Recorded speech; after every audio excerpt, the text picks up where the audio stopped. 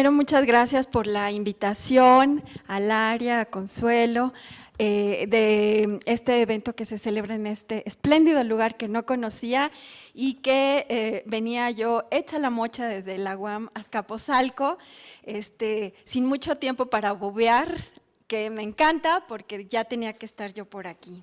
Pero bueno, empiezo con esta lectura del último texto de Carl Schleger, Terror y Utopía. Una mirada al mapa nos muestra de la mejor manera lo que significa la simultaneidad de los acontecimientos en un lugar. Todo ocurre en la más apretada secuencia, en la proximidad más inmediata. El mapa reproduce de un modo espacial lo que la división del libro despliega desde el punto de vista narrativo. Pero puesto que el mapa no puede reproducir la radicalización acumulativa, la aceleración de los acontecimientos, obtiene su fuerza expresiva gracias a una lectura conjunta de sus leyendas, es decir, de la narración de lo acontecido, lo cual sigue una secuencia temporal. Solo visto en conjunto, ese mapa arroja la unidad tiempo-espacio de la que puede esperarse nuevos conocimientos y conclusiones. Les recomiendo este trabajo que habla sobre la ciudad de Moscú en 1937 y que el autor, a partir de diversas fuentes, marca un año en la historia de un país, un año decisivo, como lo marcan también las fuentes que él va registrando. Bueno, primero, el mapa en el que yo estoy trabajando, en el que he trabajado, es el mapa de la Ciudad de México de 1929. En 1929 estaba reciente el asesinato de don Álvaro Obregón y la preparación de las elecciones presidenciales a cargo de Emilio Portes Gil, y el poder quedaba en este periodo que se denomina maximato a cargo de el presidente Calles. En 1920 estos acontecimientos también se vivían en la ciudad y está la creación del Partido Nacional Revolucionario y una fuerte contienda electoral entre Vasconcelos y Pascual Ortiz Rubio por la presidencia, y todas estas manifestaciones se vivían en la Ciudad de México. Hubo una huelga por la autonomía de la Universidad Nacional que tomó las calles del centro de la ciudad y, sin embargo, o además de esto, había una vida cultural y una vida nocturna. Hay una reorganización en el año del 28, una ley, ustedes lo deben de saber, la Ley Orgánica del Distrito Federal y de los Territorios Federales en el 28. El Distrito Federal se constituye como un departamento central, la Ciudad de México con 13 delegaciones, alta inversión en infraestructura urbana y la promoción de las ventajas de lo que era el Distrito Federal. Había que incrementar la inversión económica y atraer turismo. En este marco es nombrado Manuel Puig Casaurang, jefe del nuevo departamento del Distrito Federal en 1929. ¿Por qué lo pongo? Y bueno, aquí está nuestro Emilio Portes Gil, que es el que tiene el poder desde la República en estos 2 años, mientras Manuel Puig Casaurang es el responsable del Departamento del Distrito Federal. Lo pongo aquí con estas estampitas de quiénes son los personajes, porque Manuel Puig Casaurang es a quien encarga la elaboración del plano del 29. El plano está constituido por el atlas, donde viene el plano del 29, está constituido en 2 tomos, pertenece a la oficina del catastro y tiene una exactitud, el registro no es muy bueno, pero una exactitud se hizo con los mejores análisis científicos de la época, utilizando fotografía aérea y los elementos nuevos de medición que para esos años estaban utilizando en la geografía y en el trabajo urbano de agrimensoría. El atlas, como muchos de ustedes saben, está compuesto por un plano del Distrito Federal, un plano de la Ciudad de México y 13 planos, uno de cada municipalidad. Es de un gran formato, mide 130 por 174 centímetros y está a escala de 1/10,000.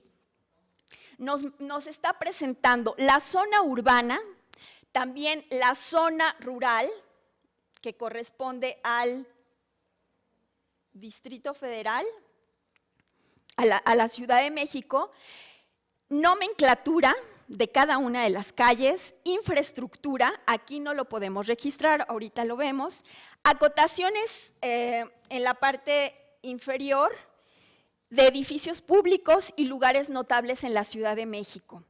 Tiene indicaciones de marcas lineales administrativas y de la circulación de las calles. Carece de tipificación de colonias y de servicios, a diferencia de otros mapas también de la época que nos muestran colonias. Ahora, lo importante del mapa del 29 son que Manuel Puig Casaurang y el Departamento del Distrito Federal, a un año de haber tomado la responsabilidad de esta nueva entidad administrativa, va a demostrar con este mapa los trabajos de pavimentación que se hicieron en la ciudad del 28 al 29. Y señalan que estas son 43 calles, que esto es equivalente a lo que se hizo en 10 años, del 18 al 28. Entonces, es un mapa que, como señala también Karl Schleger en otro de sus libros, Leer el tiempo a través del territorio, algo así se llama el libro, dice, los mapas, hola Carmen, los mapas son, hablan y callan.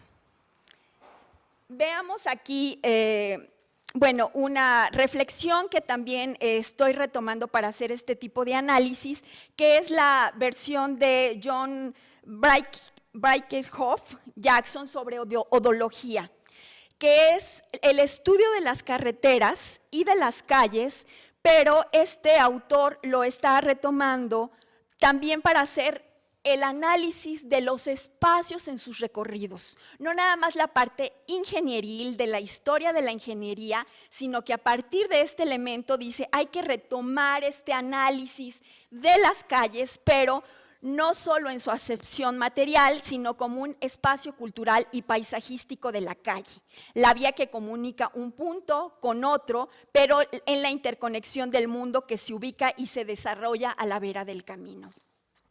Vamos a ver aquí, para que vean el detalle con el que está elaborado el mapa. Este espacio es Chapultepec, el bosque de Chapultepec. Vemos los senderos que están empedrados, los senderos que nada más están marcados, el castillo. Entonces, es tal la descripción que tiene el mapa, ¿no? Con tal detalle, bueno, aquí tenemos las vías del tren, el nombre de cada una de las calles, las zonas verdes nos las está marcando frente a las que están urbanizadas. En este sentido, retomo también esta frase que dice, las superficies requieren mirarse con detalle, en el sentido de que el plano está siendo un discurso que sustancia originalmente la importancia de la pavimentación en un año de un nuevo gobierno. Entonces dice, hay ciudades en las que las aceras están levantadas, reventadas, ahí es fácil tener tropiezos, y las hay donde están cuidadas como tarima. Las aceras muestran trazas, huellas de desgaste del tiempo, en cierta forma son calcografías de la longue durée, aunque también de momentos dramáticos. La corrosión, corrupción de un continente entero, El tiempo detenido puede leerse en el estado de las aceras. Los pavimentos de adoquín son la rúbrica de un mundo que pronto habrá desaparecido del todo. Aquí una siguiente fragmento, una siguiente de el Parque Balbuena, con todas sus senderos, el casino obrero, y tiene, bueno, los nombres, los caminos, las entradas, y podemos ver aquí, bueno, toda la nomenclatura y las direcciones de las calles. Bueno, dado este elemento y esta particularidad del mapa, fue que yo lo retomé para en este mapa con tal precisión hacer una serie de lecturas y aplicar. El mapa también nos da elementos aparentemente estáticos. Entonces yo considero que hay que retomar otras fuentes que nos hagan cruzar los momentos sociales que también está viviendo la ciudad. Yo retomo la literatura, en este caso, y para el uso de este mapa. Y les decía, retomando a Schleger, los mapas no son neutrales, sino partidistas, selectivos en un sentido fundamental, y también aquí puede estar la cosa en hacer explícitos los condicionantes. Como textos o como imágenes, los mapas son representaciones de realidad. Hablan la lengua de sus autores y callan aquello que el cartógrafo no quiere hablar o no sabe cómo. Un mapa dice más que 1000 palabras, cierto, pero también calla más de lo que podría decirse en 1000 palabras. En este sentido, creo que es importante retomar a teóricos y analistas desde otras disciplinas, aparte de la literatura, como puede ser el caso de Clifford Geertz, desde la antropología, que nos está hablando de la importancia de la descripción de los espacios que estamos viendo en un mapa, pero también de esa vida social que se plasma y que recorre cada una de las calles. Y dice que Clifford Geertz que la descripción densa, que es uno de los conceptos que él desarrolla, es una narración a detalle de lo que hace el sujeto. En esta descripción se profundiza en la explicación y exposiciones de los pormenores y circunstancias que motivan al sujeto a hacer lo que hace, al cartógrafo y al que camina, cómo y para lo que realiza.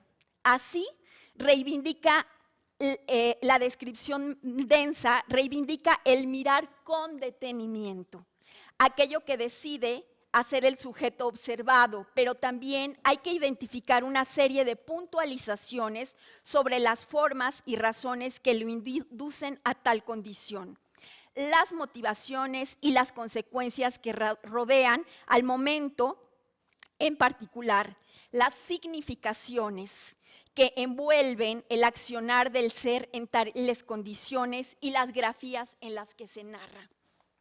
En este sentido, la importancia de la significación de los itinerarios. Tenemos un mapa, pero es un mapa que se usa, que tiene un sentido de construcción, pero tiene un sentido en la significación de los itinerarios que está marcando. En el origen del mapa del 29, lo que se está marcando es la importancia de una ciudad que está construyendo en un año lo que no se hizo en 10, en este nuevo espacio, pero en este significar del mapa también el que lo relee. En este caso, nosotros como investigadores que releemos y resignificamos un documento y le damos este significado al itinerario, como lo menciona Michel Desserteau. El documento es un ordenador del andar, con instrucciones específicas e información básica para conocer un territorio con el objetivo de aproximarse a los lugares. En este sentido, les comentaba yo, tenemos un mapa y cómo lo resignifico yo, además de esta descripción densa de las calles, de las condiciones que le dan origen al mapa, en función de mis propios intereses, pero también del vínculo de otras fuentes. El Atlas de la Ciudad de México, el Atlas del Distrito Federal, tiene un tomo escrito con una serie de explicaciones, hay un informe en el 30 sobre las colonias de servicios, reclamos, necesidades, hay diarios que nos hablan sobre la ciudad en los años 30, 20 y también la literatura. La literatura, y aquí solo por mencionar algunas muy importantes que nos hablan sobre la ciudad y que es donde yo digo hay que hacer la resignificación de la literatura con la cartografía y bueno, para mí ha sido una experiencia de lo más divertido, ¿no? Tenemos del 29 la novela de Martín Luis Guzmán, La sombra del caudillo, que nos enseña la Ciudad de México y en el capítulo en que secuestran a Ashkaná y que lo emborrachan, Ashkaná, con los ojos vendados, va describiendo los suelos de la Ciudad de México. Y dice, dimos vuelta a la derecha y se siente el empedrado, y aquí se siente que es un piso de tierra, aquí va a más velocidad, entonces todavía debemos de estar en la zona urbana. Entonces, Vicente Quirarte, desde la literatura, en su libro Elogio de la calle, él dice, el literato es el termómetro espiritual de la ciudad. Entonces, esto es como el elemento de rescatemos la literatura porque nos va a dar la sensación y la aproximación de personajes verosímiles sobre la ciudad. Y las novelas que yo he trabajado, que son las de Mariano Azuela. En particular, en el periodo del 29, él escribe El camarada Pantoja. El camarada Pantoja, que es la ciudad cristera.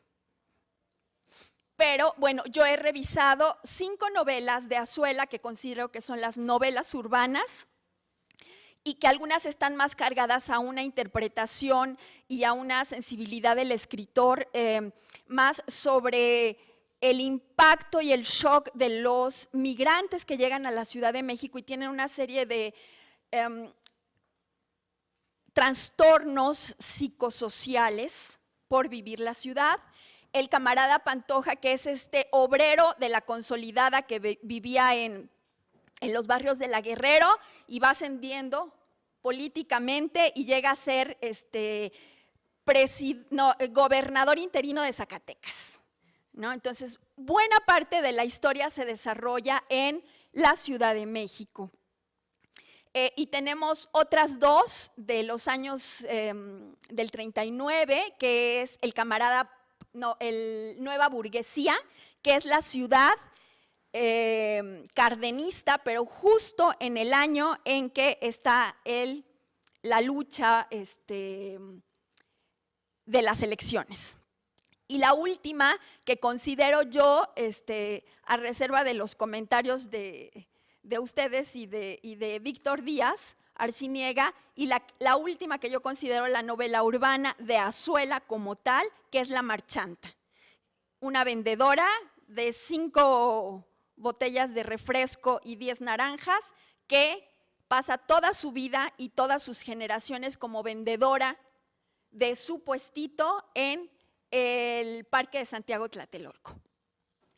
Y ahí cuando de repente nos va mencionando y nos hace la descripción de la zona de Santiago Tlatelolco y que la podemos localizar en el mapa del 29 por la precisión que tiene el mapa.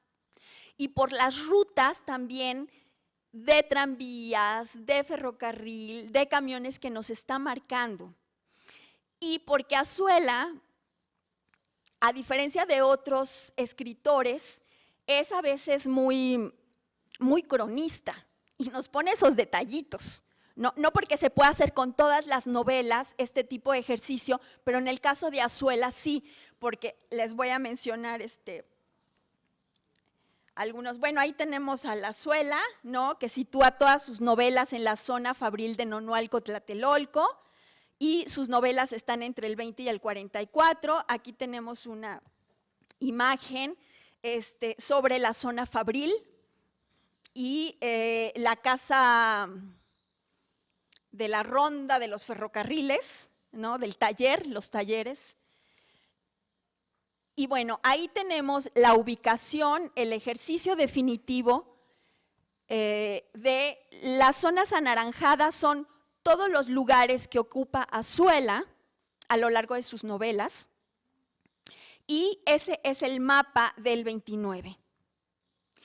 Para hacer este tipo de ejercicio, bueno, había que hacer una gráfica de cada una de las novelas en cada año, ubicar los lugares que se mencionaban.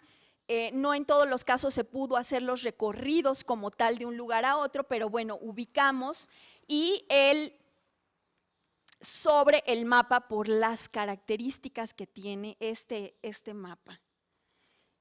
Digamos que en términos de colores podemos ahí ubicar las tres primeras novelas, que son de los años 20 en color azul, en rojo El camarada Pantoja, de los años 30 en anaranjado Nueva Burguesía,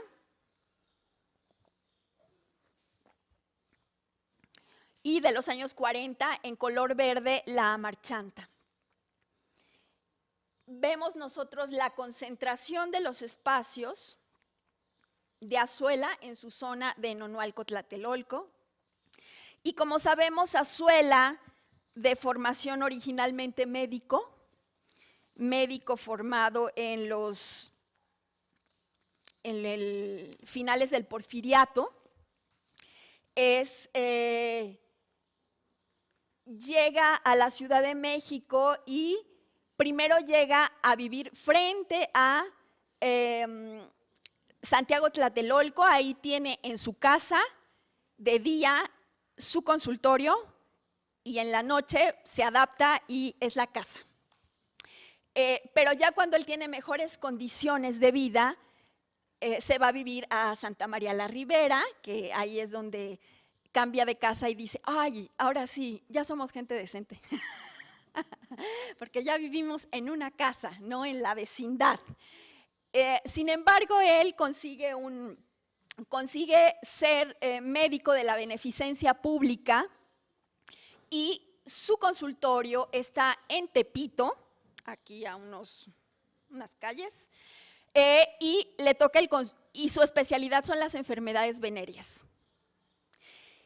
Azuela, como un científico de cambio de siglo, está preocupado y lee profundamente, profusamente literatura médica contemporánea, recibe revistas de Francia, pero además lee mucha literatura, lee francés, así que lee Solá, y de ahí son como sus fuentes, y él hace lo mismo, porque cree que la literatura es un compromiso de educación social, que hay que sanar el cuerpo, pero también sanar el alma y sanar a la sociedad.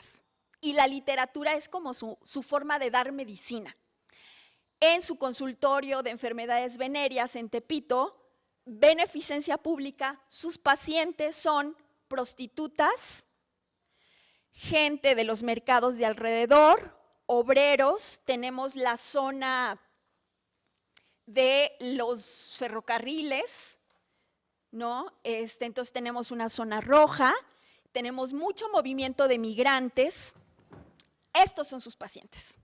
Y de ahí él retoma estas historias para hablarnos de una ciudad de los años 20-40. ¿Por qué no elegí otros planos? que también son muy hermosos, ¿no? Pues porque este es más bonito, y en este mismo mapa podía uno jugar con esta idea de vincular en un solo mapa el movimiento social que se ve en el sentimiento y en el termómetro emocional de la sociedad. Dos párrafos de dos novelas, de La Luciérnaga, para que vean el detalle. Dionisio lee con ojos espantados en el periódico. Por la imprudencia de un chofer, el camión número 1234 se estrelló ayer al mediodía contra el tren de la Rosa, en el crucero de Buenavista y Puente de Alvarado. 4 pasajeros muertos, 2 muy gravemente heridos y el chofer en estado comatoso. Existe el tren de la Rosa, existe ese crucero.